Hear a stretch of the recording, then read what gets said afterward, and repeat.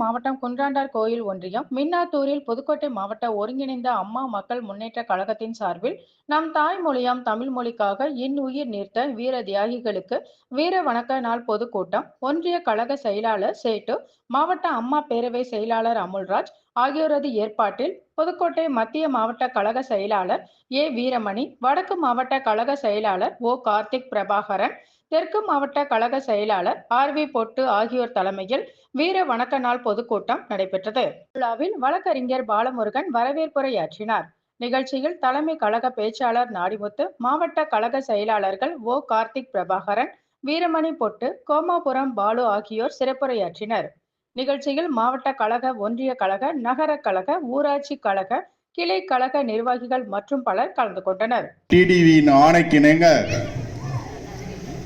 மொழிப்போர் தியாகிகளுக்கு வீர வணக்கம் இந்த குண்டண்டார் கோயில் மிக சிறப்பாக இருக்க முடியாது.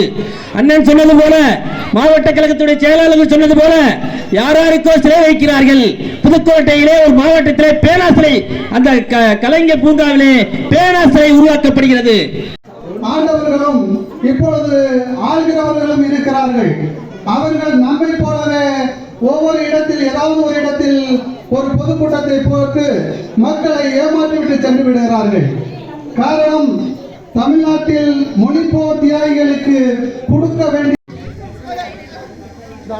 மொழிப்போர் தியாகிகளின் வீர வணக்க நாள் பொதுக்கூட்டத்திற்கு வருகை புரிந்து சிறப்பித்துக் கொண்டிருக்கும் நமது கழக முன்னோடிகள் அனைவரையும் வரவேற்ப.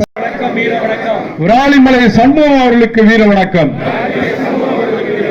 வீர வணக்கம், வீர வணக்கம். தண்டபாணி அவர்களுக்கு வீர வணக்கம். வீர வணக்கம், வீர வணக்கம். சங்கரவாணி அவர்களுக்கு வீர வணக்கம். எல்லாம் பாருங்க.